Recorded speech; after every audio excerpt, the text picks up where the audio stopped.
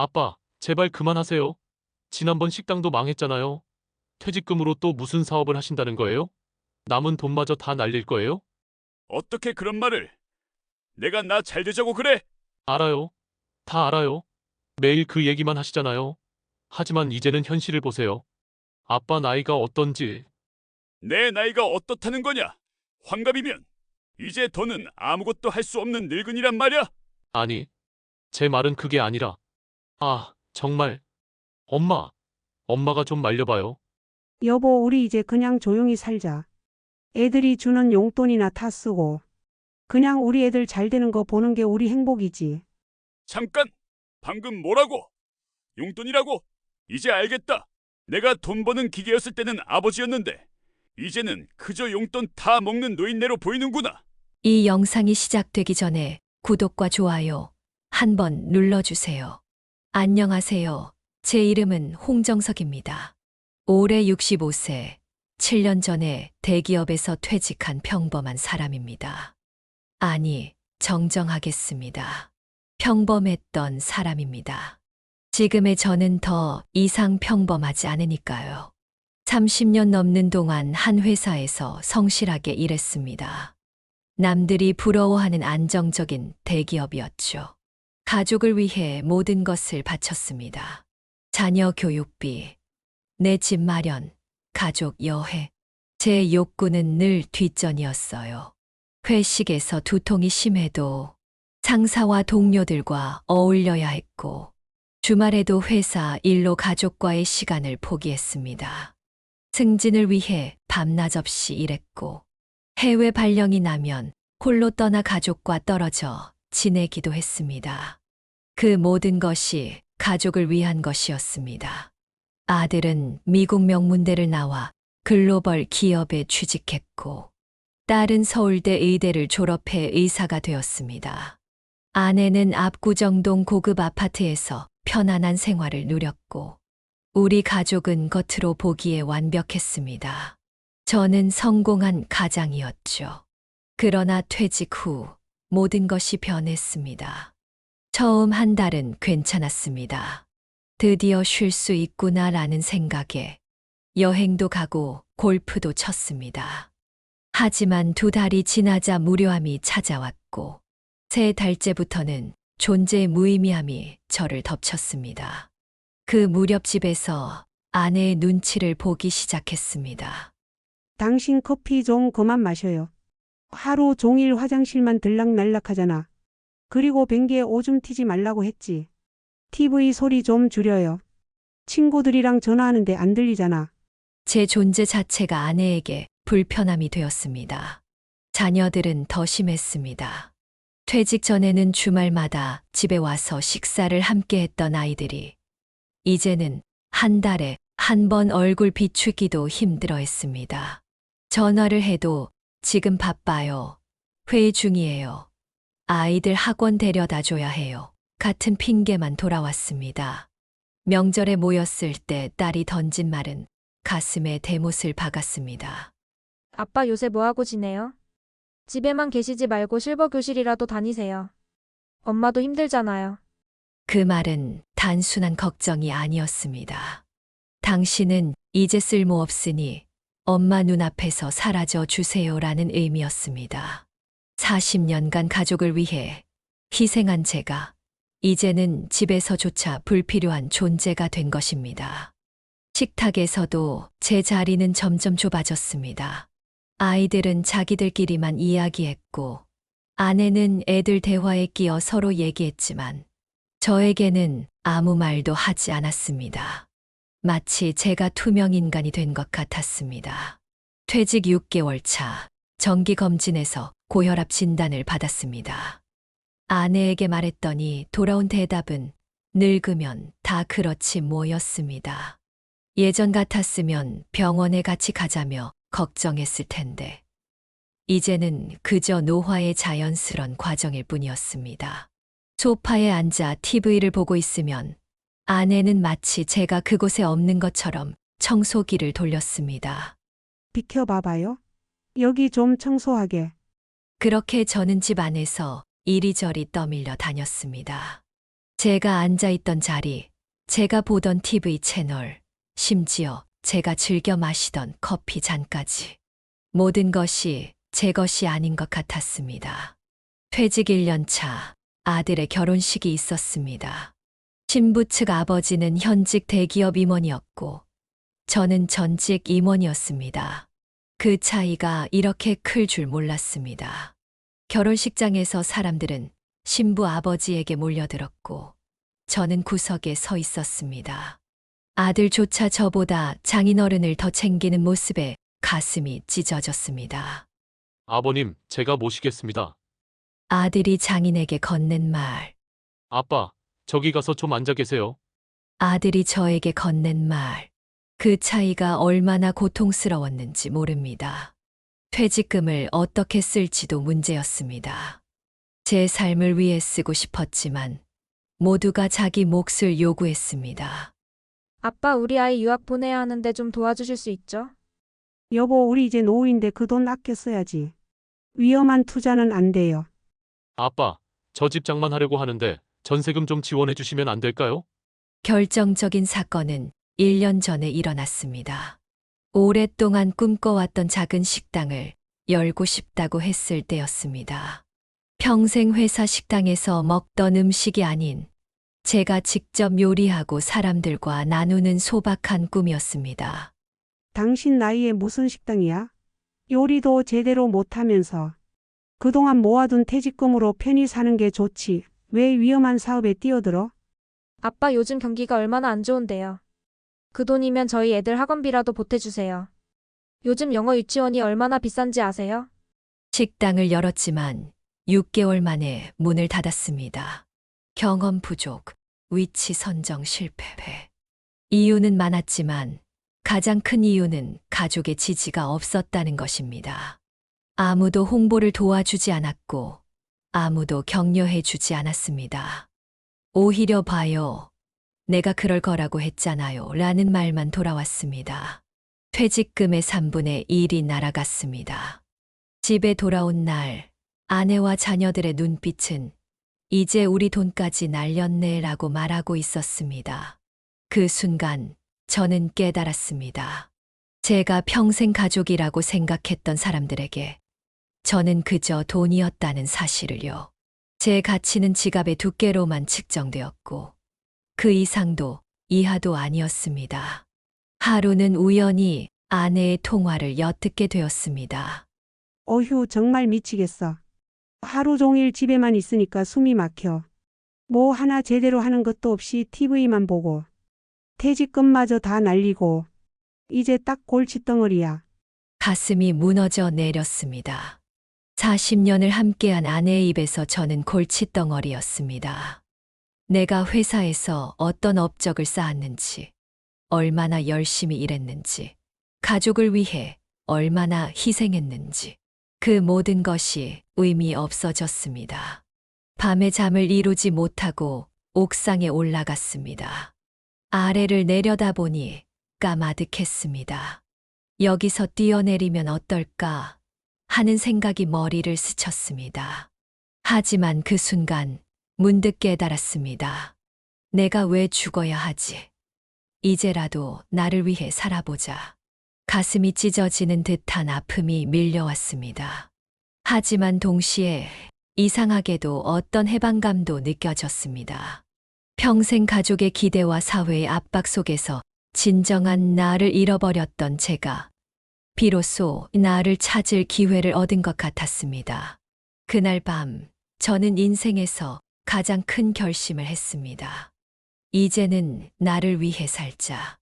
그동안 가족을 위해 달려왔으니 남은 인생은 온전히 나를 위해 살기로 했습니다. 더 이상 누군가의 기대에 부응하거나 누군가의 행복을 위해 내 행복을 희생하지 않기로 말이죠. 물론 쉽지 않았습니다. 60대의 새로운 시작이라니 주변 사람들은 모두 미친 짓이라고 했습니다. 하지만 제게는 지금이 마지막 기회였습니다. 처음으로 한 일은 집을 나오는 것이었습니다. 더 이상 눈치 보며 살고 싶지 않았습니다. 퇴직금 중 남은 돈으로 작은 오피스텔을 월세로 얻었습니다. 아내에게 나 좀 혼자 살아보겠다고 말했을 때 놀랍게도 아내는 별다른 반대 없이 고개를 끄덕였습니다. 그 순간 우리 부부 사이에 이미 오래전부터 무언가가 끊어져 있었다는 걸 확실히 느꼈습니다. 짐을 싸는 날, 아내는 건조하게 말했습니다. 생활비는 보내주실 거죠? 저는 물었습니다. 당신, 나를 조금이라도 사랑한 적 있어? 대답이 없었습니다. 그것이 우리의 마지막 대화였습니다. 작은 오피스텔로 이사한 첫날, 이상하게도 자유로움을 느꼈습니다. 누구의 눈치도 볼 필요 없이 내가 원하는 시간에 일어나고, 내가 먹고 싶은 것을 먹고, 내가 보고 싶은 TV 프로그램을 볼 수 있었습니다. 하지만 곧 고독이 찾아왔습니다. 30년 넘게 가족과 함께 살다가 갑자기 혼자가 되니 적응이 쉽지 않았습니다. 무엇보다 힘든 건 목적 없음이었습니다. 매일 아침 눈을 뜨면 오늘은 뭘 하지? 라는 의문이 머릿속을 맴돌았습니다. 회사 다닐 때는 늘 할 일이 있었고, 가족이 있을 때는 그들을 위한 일이 있었는데, 이제는 아무것도 없었습니다. 그러던 어느 날, 오피스텔 1층 작은 서점에서 우연히 책 한 권을 발견했습니다. 인생에 관한 책이었습니다. 호기심에 집어들어 읽기 시작했고, 그 책은 제 인생을 바꿨습니다. 그 책에는 이런 문장이 있었습니다. 당신의 가치는 타인이 정해주는 것이 아니라 스스로 발견하는 것이다. 그 문장을 읽는 순간 가슴이 쿵 내려앉는 느낌이었습니다. 그동안 저는 회사에서의 직위, 가족 내에서의 역할, 남들의 인정으로 제 가치를 측정해 왔습니다. 하지만 이제는 그 모든 것이 사라졌고 제 가치를 스스로 찾아야 했습니다. 그날부터 일기를 쓰기 시작했습니다. 처음에는 서툴렀지만 점차 글쓰기가 즐거워졌습니다. 30여 년간 회사 생활을 하며 경험한 일들, 가족과의 추억, 그리고 현재의 고독과 두려움까지 모든 것을 솔직하게 적었습니다. 글을 쓰다 보니 어릴 적부터 가지고 있던 꿈이 떠올랐습니다. 바로 작가였습니다. 중학교 때 문예대회에서 상을 받았던 기억, 고등학교 때 교지에 제 글이 실렸던 기억. 하지만 현실의 무게에 눌려 그 꿈은 오래전에 접어두었습니다. 60세의 작가라니 말도 안 돼. 처음에는 저 자신도 비웃었습니다. 하지만 다시 생각해보니 왜 안 되지? 라는 의문이 들었습니다. 나이가 들었다고 꿈을 포기해야 할 이유는 없었습니다. 오히려 40년간의 사회 경험, 인간관계, 좌절과 성공의 순간들, 이 모든 것이 제 글의 자양분이 될 수 있지 않을까요? 그래서 저는 용기를 내어 지역 문화센터의 시니어 글쓰기 교실에 등록했습니다. 처음 수업에 들어갔을 때 저보다 나이 많은 분들도 계셨고 젊은 강사가 열정적으로 가르치는 모습에 용기를 얻었습니다. 여러분의 인생 경험은 그 어떤 문학적 상상력보다 값진 것입니다. 그것을 글로 표현해 보세요. 강사의 말에 용기를 얻어 저는 제 첫 단편 소설을 쓰기 시작했습니다. 주인공은 퇴직 후 가족에게 버림받은 노인이었습니다. 맞습니다. 저 자신의 이야기였죠. 하지만 소설 속에서 그 노인은 새로운 인생을 찾아가는 여정을 시작합니다. 얼마 후 제 소설 새로운 출발이 지역 문예지에 실렸습니다. 작은 성취였지만 그것은 제게 엄청난 자신감을 불어넣었습니다. 제 글을 누군가가 읽고 가치 있다고 여겼다는 사실이 너무나 기뻤습니다. 그 후 저는 더 열심히 글을 썼습니다. 퇴직자들의 이야기, 노년의 고독과 희망에 관한 글들. 점차 제 글은 여러 매체에 실리기 시작했고 1년 후에는 작은 출판사에서 제 첫 에세이집 출간 제안을 받았습니다. 제 책은 베스트셀러는 아니었지만 같은 처지에 있는 많은 중년들에게 위로와 용기를 주었습니다. 책 출간 후 여러 곳에서 강연 요청이 들어왔고 저는 제 경험을 나누며 새로운 삶의 보람을 찾았습니다. 강연 중 한 남성이 저에게 다가와 말했습니다. 선생님, 저도 얼마 전 퇴직했는데 집에만 있으니 우울증이 찾아왔어요. 그런데 선생님 책을 읽고 용기를 얻었습니다. 저도 항상 그림 그리는 걸 좋아했는데 이제 시작해 보려고요. 그의 말에 가슴이 뭉클해졌습니다. 제 이야기가 누군가에게 영향을 주었다는 사실이 너무나 기뻤습니다. 물론 모든 게 순탄했던 것은 아닙니다. 여전히 경제적 어려움이 있었고 가끔은 외로움에 잠 못 이루는 밤도 있었습니다. 하지만 이제는 제 삶의 의미와 목적이 생겼습니다. 더 이상 누군가에게 인정받기 위해 사는 것이 아니라 제 자신의 행복과 성장을 위해 살게 된 것입니다. 그리고 놀랍게도 제가 변하자 주변 관계도 조금씩 변하기 시작했습니다. 책이 출간된 후 오랫동안 연락하지 않던 자녀들이 연락해 왔습니다. 아빠 책 봤어요. 정말 몰랐어요, 아빠 마음을. 딸의 목소리에는 미안함이 묻어났습니다. 우리는 오랜만에 진솔한 대화를 나눴고 서로의 마음을 이해하게 되었습니다. 아들도 마찬가지였습니다. 그들이 저를 소외시켰던 것은 무관심 때문이 아니라 어떻게 대해야 할지 몰라서였던 부분도 있었습니다. 하지만 아내와의 관계는 회복되지 않았습니다. 서로 다른 길을 걷게 되었고 결국 법적으로도 이혼을 선택했습니다. 그러나 이상하게도 미움은 사라졌습니다. 그저 서로 다른 인생을 살게 된 두 사람일 뿐이라는 생각이 들었습니다. 다음 책을 출간했을 때는 아이들이 출판 기념회에 와주었습니다. 자식들의 얼굴에서 자랑스러움을 읽을 수 있었습니다. 아들이 말했습니다. 아빠, 정말 대단해요. 60대에 새 인생을 시작하다니. 저희도 많이 배웠어요. 이제 저는 65세입니다. 작가로서 3년 차. 아직 배울 것이 많고 성장할 일도 많습니다. 하지만 이제는 매일 아침이 기대됩니다. 글을 쓰고 사람들을 만나고 새로운 것을 배우는 일상이 행복합니다. 최근에는 같은 처지에 있는 퇴직자들을 위한 인생 이마 글쓰기 교실을 직접 운영하고 있습니다. 10명 남짓한 수강생들과 함께 글을 쓰고 인생을 나누는 시간은 제게도 큰 위로와 힘이 됩니다. 제가 제 경험을 통해 노후를 위한 3가지 중요한 원칙을 깨달았습니다. 첫째, 자기 자신을 찾아라. 우리는 평생 누군가의 기대에 부응하며 살아왔습니다. 회사에서는 성과를 내야 하는 직원, 가정에서는 책임감 있는 가장과 부모, 그 역할에 너무 집중한 나머지 진짜 나를 잃어버렸습니다. 퇴직은 끝이 아니라 진정한 자기 자신을 찾아가는 새로운 시작입니다. 둘째, 경제적 독립을 유지하라.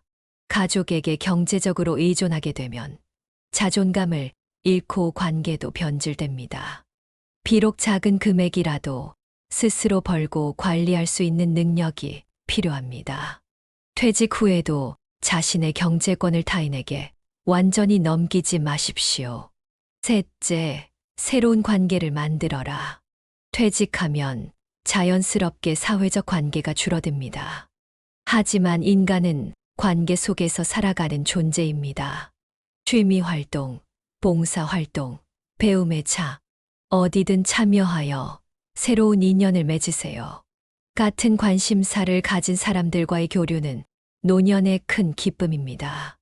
돌이켜보면 제 인생에서 가장 어두웠던 시기가 오히려 가장 빛나는 전환점이 되었습니다. 가족에게 버림받았다고 느꼈던 그 아픔이 없었다면 저는 여전히 타인의 시선과 기대에 맞춰 살고 있었을 것입니다. 인생이란 참 아이러니합니다. 모든 것을 잃었다고 생각했을 때 비로소 진정한 자유를 얻었으니까요.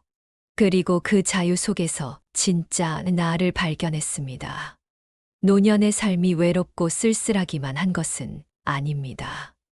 오히려 이 시기는 평생 미뤄왔던 자신만의 꿈을 이룰 수 있는 황금기일 수도 있습니다. 다만 용기가 필요할 뿐입니다. 두려움을 넘어 첫 발을 내딛는 용기 말입니다. 지금 여러분 중에서도 비슷한 상황에 처해 있는 분들이 계실 겁니다. 퇴직 후 갑자기 찾아온 공허함, 가족 관계의 변화, 사회적 역할 상실로 인한 정체성의 혼란, 이 모든 것이 낯설고 두렵게 느껴질 수 있습니다. 하지만 기억하세요. 우리 인생에서 가장 큰 장애물은 외부에 있지 않습니다. 바로 우리 자신의 마음 속에 있습니다. 나이 들어서 이제 뭘 할 수 있겠어? 라는 생각, 이미 늦었어 라는 체념, 이런 생각들이 우리를 올가매는 진짜 족쇄입니다. 저는 62세에 작가가 되었습니다.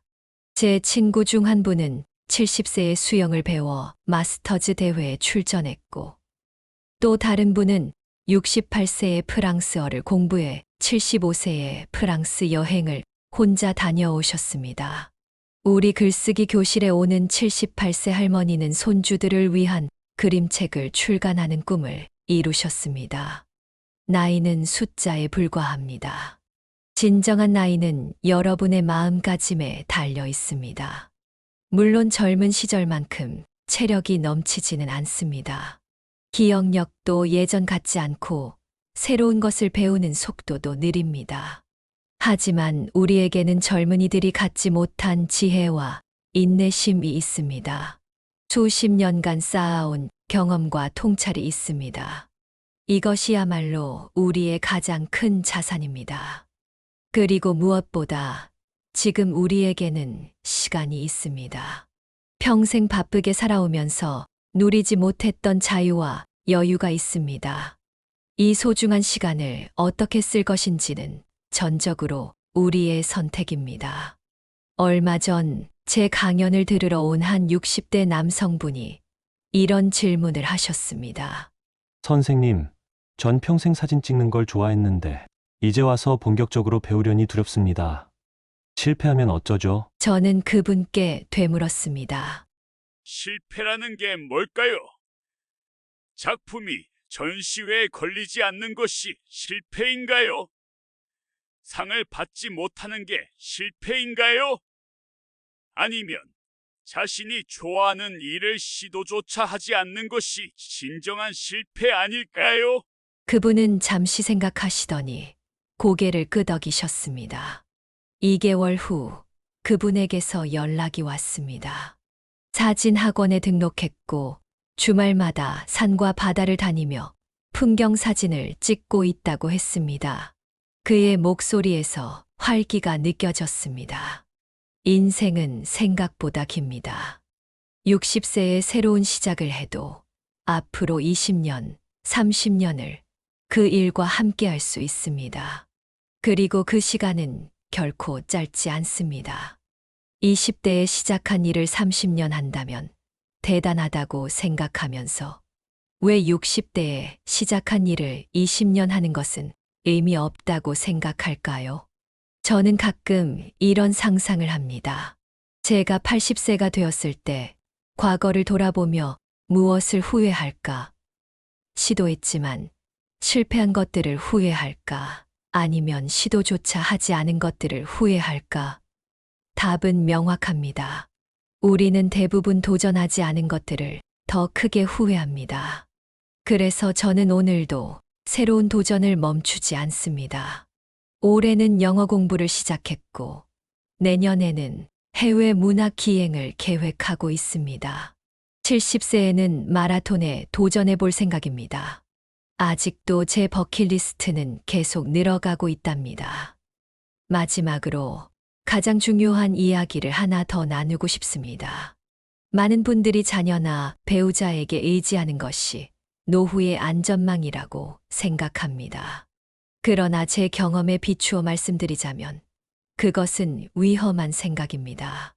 자녀들은 그들만의 삶이 있고 배우자 역시 언제든 떠날 수 있습니다. 의도적이든 아니든 사람은 변합니다. 관계는 변합니다. 진정한 노후의 안전망은 자기 자신입니다. 스스로 삶을 꾸려나갈 수 있는 능력, 홀로 있어도 외롭지 않은 마음의 평화, 새로운 환경에 적응할 수 있는 유연함, 이것이야말로 우리가 준비해야 할 진짜 노후 대비입니다. 자식에게 의지하면 후회합니다. 배우자에게만 의존해도 후회합니다. 그러나 자기 자신을 믿고 새로운 도전을 시작하면 그 어떤 나이에도 인생은 다시 빛날 수 있습니다. 여러분의 인생은 여러분의 것입니다. 타인의 기대나 세상의 편견에 굴복하지 마세요. 지금이라도 당신이 진정으로 원하는 삶을 살아가세요. 그것이 60대, 70대, 심지어 80대에도 가능합니다. 저는 자녀들에게 버림받았다고 생각했던 절망적인 순간에서 오히려 진정한 자유와 행복을 찾았습니다. 그 아픔이 없었다면 저는 여전히 타인의 기대에 맞춰 살아가는 가짜 나로 남아 있었을 것입니다. 인생에는 정답이 없습니다. 그리고 끝나는 시점도 정해져 있지 않습니다. 우리가 숨을 쉬는 한 새롭게 시작할 기회는 항상 있습니다. 두려움을 넘어 첫 발을 내딛는 용기만 있다면 말입니다. 저는 이제 자유롭게 창공을 날아오르는 새처럼 온전히 제 방식대로 남은 인생을 살아갈 것입니다. 여러분도 함께 하시겠습니까? 오늘 여러분과 제 이야기를 나눌 수 있어 진심으로 행복했습니다. 제 경험이 비슷한 상황에 처한 분들께 작은 위로와 용기가 되었기를 바랍니다. 여러분, 오늘 홍정성님의 감동적인 이야기 어떠셨나요? 60대의 모든 것을 바꾸고 새로운 인생을 시작한 그의 여정이 많은 분들께 용기와 영감을 주었기를 바랍니다. 인생은 언제든 다시 시작할 수 있습니다. 두려움을 이겨내고 자신만의 길을 찾아 나선다면 그 어떤 나이에도 행복과 성취를 경험할 수 있습니다. 여러분은 지금 어떤 도전을 앞두고 계신가요? 퇴직 후의 새로운 시작, 오랫동안 미뤄둔 꿈의 실현, 아니면 인간관계의 재정립, 무엇이든 결코 늦지 않았습니다. 댓글로 여러분의 이야기를 나눠주세요. 다음 시간에도 여러분의 삶에 영감을 줄 수 있는 소중한 이야기로 찾아뵙겠습니다. 구독과 좋아요, 알림 설정을 통해 더 많은 인생의 깨달음을 만나보세요. 여러분의 인생의 작은 등불이 되고 싶습니다. 감사합니다.